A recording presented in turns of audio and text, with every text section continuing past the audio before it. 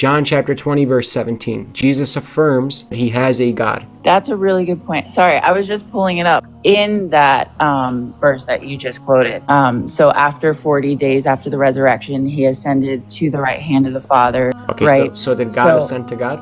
He ascended to the right hand of the Father because the triune God still exists. But the Father is God and the Son is God, so God ascended to God. Correct.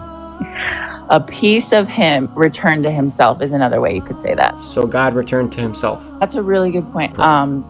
That's a good point. So, It's important that before I respond to this video, we get some categories correct. First up, I'm going to be talking about the metaphysical reality that God exists in. This is immaterial and not a part of this creation, which is material. Second of all, I'm going to be talking about the Son. When I talk about the Son, I mean two things. Post-incarnation, meaning that he is fully man, fully physical, but also his essence exists in the same reality as the Father, which is metaphysical and immaterial. Now, let's get into some of the category mistakes that Central Dawa is making here. Firstly, Jesus Christ is returning to the Father because Jesus Christ is present at this moment in earth, in creation, in the physical realm. Therefore, in accordance with Jesus Christ's flesh, he will return to the Father. But metaphysically, Jesus Christ is immaterial and omnipresent because he is God. Therefore, when Jesus is making this statement, he is talking in accordance with his flesh, returning to heaven to be with his Father. That is why Central Dawa is making a category mistake, because he's talking and confusing essence with the persons of the Trinity. Jesus Christ, the Son, is a distinct person from the Father, but they're one in essence, and their essence is omnipresent. This is extremely important because the Father is strictly metaphysical. He's immaterial and remains in heaven. Jesus Christ, on the other hand, because of his dual nature, he is both metaphysical and immaterial and physical when he takes on flesh in the incarnation. Therefore, we wouldn't say that God is returning to God, as God is omnipresent and immaterial, but we would say that Jesus Christ, the Son, is returning to the Father in accordance with his physical nature, which he attained through the incarnation.